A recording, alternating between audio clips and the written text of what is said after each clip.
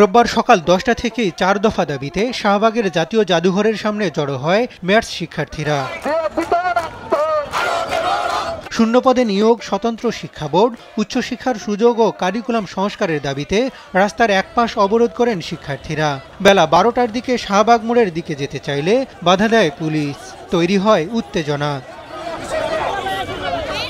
পরে সেখানেই বসে স্লোগান দেন আন্দোলনকারীরা।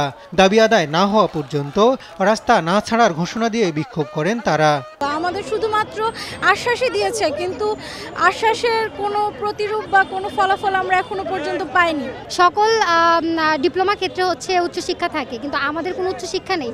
উচ্চশিক্ষা তো হচ্ছে আমাদের দাবি নয়, এটা আমাদের প্রত্যেকেরই অধিকার। আমাদের উচ্চশিক্ষা দিতে হবে। কেন আমাদের নিয়োগগুলো বন্ধ রাখছে? আজকে 16 বছর যাবত আমরা প্রতি বছর পড়াশোনা করি, আমাদের হাজার হাজার ডিএমএফ চিকিৎসক বের হইতেছে, কিন্তু আমাদের কোনো ক্ষেত্রে আমাদের নিয়োগ নাই।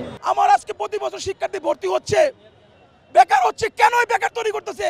স্বাস্থ্য মন্ত্রণালয় কয়েক দফা আশ্বাস দিয়েও কোনো পদক্ষেপ নেয়নি বলে অভিযোগ করেন তারা।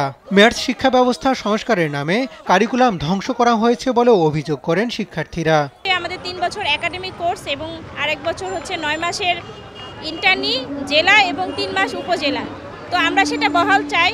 1 বছর ইন্টার্নি না করলে বাচ্চারা বা ছেলেমেয়েরা যারা আছে ওরা হচ্ছে ওই পর্যায়ে শিখতেই 6 মাসে কখনোই পারবে না। কমিউনিটি ক্লিনিকে নন মেডিকেল পারসন দিয়ে চিকিৎসা দেওয়া হচ্ছে, অ্যান্টিবায়োটিক দেওয়া হচ্ছে।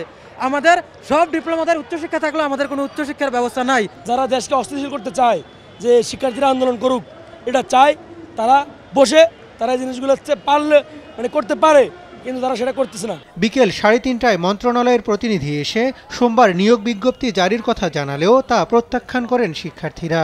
পরে মিছিল নিয়ে যান সচিবালয়ের দিকে। সেখানে পরিস্থিতি নিয়ন্ত্রণে বাধ্য হয়ে লাঠিচার্জ করে পুলিশ। হাসান মাহমুদ, দেশ টিভি, ঢাকা।